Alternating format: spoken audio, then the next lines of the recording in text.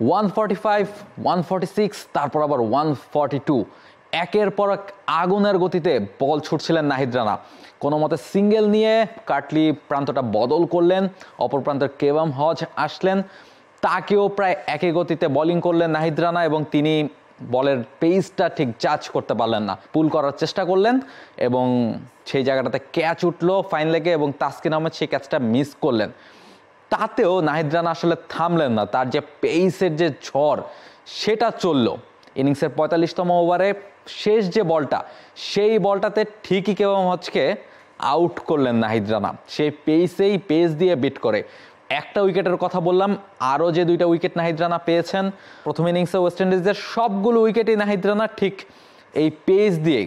গতকাল মানে টেস্টের দ্বিতীয় দিন নাহিদ রানা উইকেট পেয়েছেন একটা, এবং সেই উইকেট পাওয়ার চেয়ে বড় কথা নাহিদ রানা আসলে যেভাবে বোলিং করেছেন বা নাহিদ রানা যেভাবে ওয়েস্ট ইন্ডিজের ব্যাটারদের ঘাবড়ে দিয়েছেন, একের পর এক বোলিং করে গেছেন 145 গতির ওপরে। বসুন্ধরা টিস্যুতে ছাড়ের ছড়াছড়ি, বসুন্ধরা টিস্যু নিয়ে এলো নিশ্চিত ছাড়। মানে তিনি টানা 18টা বল করেছেন, তাতে সর্বনিম্ন গতি ছিল 145 কিলোমিটার/আওয়ার।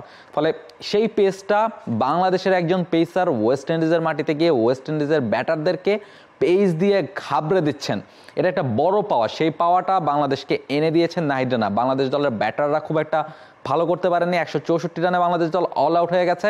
তাতে অবশ্য এই টেস্টে এখন পর্যন্ত কিচ্ছু যায় আসে না, কারণ বাংলাদেশের বোলাররা, স্পেশালি নাহিদ রানার কথা বলছে এবং আরেক যে পেসার আছে তাসকিন, তিনি কিংবা স্পিনার তাইজুল, তারা আসলে এখনও বাংলাদেশকে যে করেই হোক ম্যাচে টিকিয়ে রাখার প্রাণপণ চেষ্টা করে যাচ্ছেন। নাহিদ রানা পেস দিয়ে করছেন, ভালো লাইন প্লেন মেনটেন করে তাইজুল কিংবা তাসকিনরা করছেন। ওয়েস্ট ইন্ডিজও ব্যাট হাতে ভুগছে, ওয়েস্ট ইন্ডিজও 100 রান করতে গিয়ে 5টা উইকেট হারিয়ে ফেলেছে।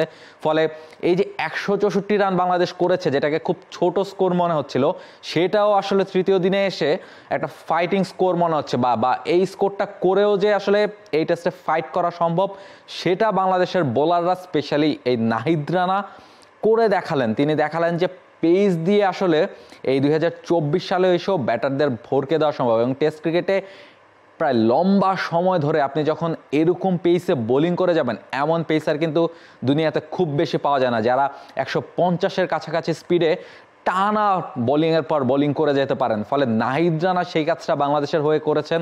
আমরা দেখেছি যে পাকিস্তানের বিপক্ষে তিনি 4টা উইকেট পেয়েছিলেন, সেই জায়গাও তিনি এই যে পেস বোলিং উইকেটে তার যে পেসের ঝড়, সেটা যে প্রতিপক্ষের ব্যাটারদের জন্য কতটা হুমকি হয়, সেটা পাকিস্তানের ব্যাটাররা বুঝতে পেরেছে।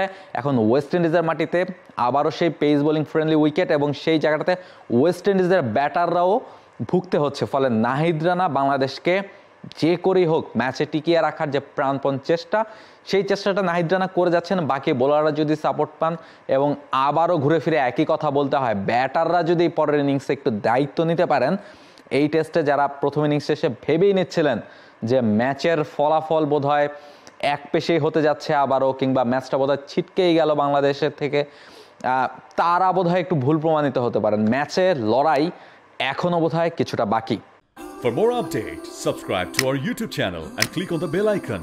Follow us on Facebook and Instagram. Download T-Sports app to enjoy exciting games and highlights. Visit tsports.com.